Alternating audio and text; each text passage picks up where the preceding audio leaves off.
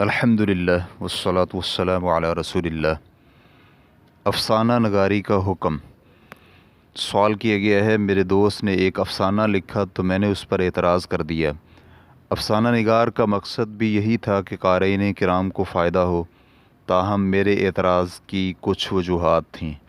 Number 1، انہوں نے ذکر کیا ہے کہ تصوراتی کردار قرآنی آیات کو دلیل بناتے ہیں۔ تو میں نے ان سے کہا کہ ایک تو آپ عالم دین نہیں ہیں اور آپ یہ نہیں جانتے کہ یہ کام جائز ہے یا ناجائز۔ دوسرا، میں نے دوسری بات یہ کہی کہ انہوں نے افسانے میں ایسے خیالی وقت اور جگہ کا تصور پیش کیا ہے جو ابھی تک انسانیت کی تاریخ میں نہیں آیا۔ ایسے لگتا ہے کہ انہوں نے ہماری دنیا سے ہٹ کر کوئی اور دنیا اپنی تحریر میں پیش کی ہے۔ اس کی وجہ یہ ہے کہ ان کی تحریر میں جزیرہ عرب کا بالکل بھی تذکرہ نہیں ہے۔ اسی طرح انہوں نے اپنی تحریر کو با ہدف بنانے کے لیے قرآن و سنت کی نصوص کو بھی شامل کیا ہے۔ تو افسانہ لکھتے ہوئے غیر حقیقی واقعات میں کتاب و سنت کی آیات کو استعمال کرنے کا کیا حکم ہے؟ رہنمائی فرما دیں۔ جواب کا خلاصہ، فکشن اور افسانہ نگاری جائز ہے بشرطے کہ ان میں اچھائی اور بھلائی لوگوں تک پہنچائی جائے، جبکہ کتاب و سنت کی نصوص کو ان واقعات میں استعمال کرنے کے بارے میں یہ ہے کہ اگر انہیں صحیح انداز میں استعمال کیا گیا ہے تو اس میں کوئی معنی نظر نہیں آتا۔ مزید کے لیے آپ تفصیلی جواب ملاحظہ فرمائیں۔ جواب کا متن: اول، افسانہ نگاری اور فکشن تحریریں لکھنے کا حکم۔ دوم، افسانہ نگاری میں آیات اور احادیث درج کرنے کا حکم۔ اول، افسانہ نگاری اور فکشن تحریریں لکھنے کا حکم۔ اس سے قبل سوال نمبر 17489 میں افسانہ نگاری کے بارے میں تفصیلی طور پر گزر چکا ہے کہ اگر افسانہ اور فکشن با ہدف ہے، اچھائی اور بھلائی اس سے معاشرے میں پھیلے گی تو افسانہ نگاری جائز ہے۔ دوم، افسانہ نگاری میں آیات اور احادیث درج کرنے کا حکم۔ ان واقعات میں کتاب و سنت کی نصوص کو استعمال کرنے کے بارے میں یہ ہے کہ اگر انہیں صحیح انداز میں استعمال کیا گیا ہے تو پھر اس میں کوئی معنی نظر نہیں آتا۔ قرآنی آیات اور احادیث نبویہ کچھ تو ایسی ہوتی ہیں کہ ان کا معنی اور مفہوم بالکل واضح ہوتا ہے، انہیں سمجھنے کے لیے قاری کو بہت زیادہ علم کی ضرورت نہیں ہوتی۔ عام طور پر ہر شخص ہی ان آیات کا معنی اور مفہوم سمجھ سکتا ہے۔ مثلا نماز، زکوٰۃ، حج اور روزے جیسے فرائض کے متعلق حکم دینے والی آیات، اسی طرح اخلاقیات کا درس دینے والی اور بد اخلاقی سے روکنے والی آیات اور احادیث وغیرہ۔ تو افسانہ نگار ان آیات اور احادیث سے استدلال کر سکتا ہے کیونکہ اس کا معنی اور مفہوم واضح ہے۔ اس میں کسی قسم کی پیچیدگی نہیں ہے کہ کسی گتھی کو سلجھانا پڑے۔ جبکہ کچھ آیات اور احادیث ایسی بھی ہیں جن کو سمجھنے کے لیے ذی شعور اور صاحب علم ہونا ضروری ہے، تو ایسی صورت میں اس کا معنی سمجھنا اور اہل علم سے اس کے بارے میں پوچھنا ضروری ہے۔ لہٰذا جاہل شخص ان آیات کو اپنی گفتگو میں بطور دلیل پیش نہیں کر سکتا، کیونکہ ایسا ممکن ہے کہ وہ ایسے مسئلے میں آیت کو دلیل بنا لے جس کی دلیل آیت میں نہیں ہے۔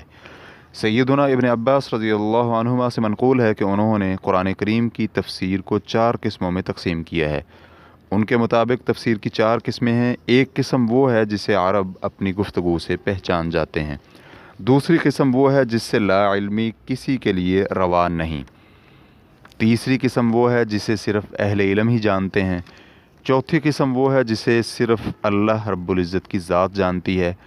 اس قسم کے جاننے کا کوئی دعویٰ کرے تو وہ اپنے دعوے میں جھوٹا ہے۔ اس اثر کو ابن عباس رضی اللہ عنہما سے ابن جریر رحمہ اللہ نے اپنی تفسیر کے مقدمے میں جلد نمبر 1 صفحہ نمبر 70 اور 73 پر ذکر کیا ہے۔ اسی طرح ابن کثیر رحمہ اللہ نے بھی اسے اپنی تفسیر کے مقدمے جلد نمبر 1 صفحہ نمبر 14 میں بیان کیا ہے۔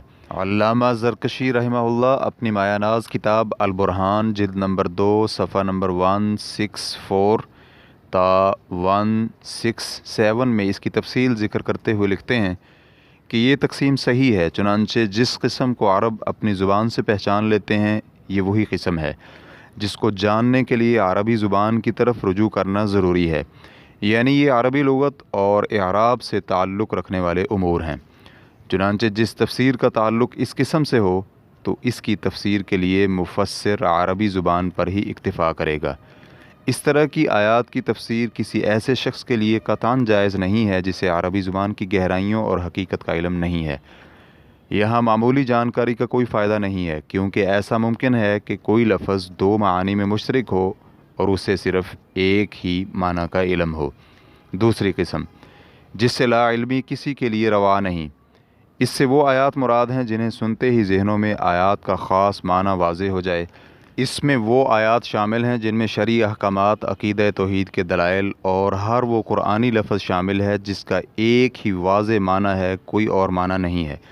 انہیں سن کر اللہ تعالیٰ کی مراد فوری معلوم کی جا سکتی ہے، تو اس قسم کے حکم میں کوئی اختلاف نہیں، نہ ہی اس کی تفسیر میں کوئی پیچیدگی ہوتی ہے، کیونکہ فرمان باری تعالیٰ ہے فَاعْلَمْ أَنَّهُ لَا إِلَٰهَ إِلَّا اللَّهُ، جان لو کہ اللہ کے سوا کوئی حقیقی معبود نہیں۔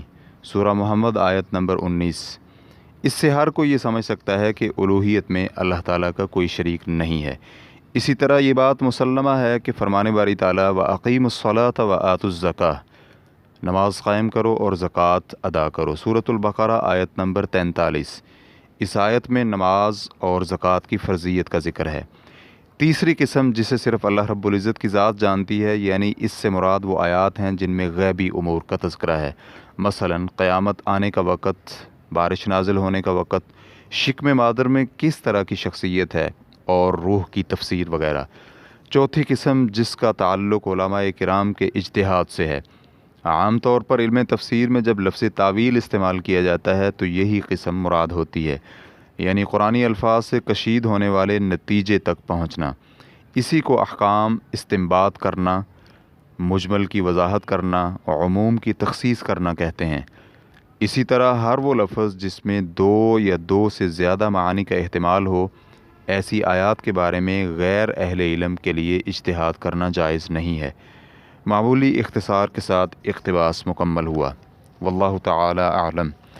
اسلام کیو اے ریکارڈنگز، مؤسسۃ الشیخ محمد صالح المنجد، المملکۃ العربیۃ السعودیہ، فتویٰ نمبر 331090۔ والسلام علیکم ورحمۃ اللہ وبرکاتہ۔